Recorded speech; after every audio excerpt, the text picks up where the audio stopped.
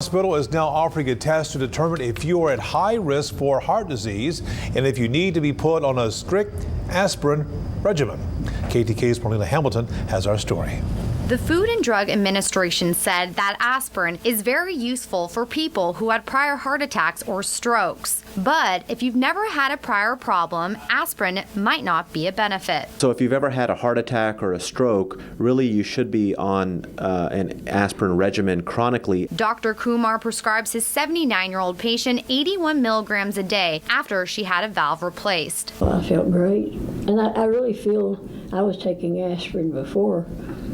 I had the heart problem. So, for those confused if they should be on an aspirin regimen or not, even though they have never had any heart problems, there is a new test Trinity Mother Frances offers to determine if you should. As a doctor, it's difficult to figure out which patients are at very high risk for having problems and which patients are at low risk. It's called the coronary calcium score. This is for mainly patients that have never had any problems before.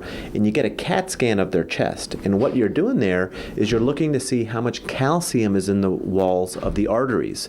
If the calcium score is high, indicating a high amount of calcium, then that means that that patient's at high risk for future events, and that is a patient that probably would benefit from aspirin. Dr. Kumar says he recommends this test for people 60 or older, or if you're younger and have high blood pressure, diabetes, or smoke. He says they've helped so many high-risk patients that wouldn't have known otherwise. Marlena Hamilton, KETK News. A lot of farmers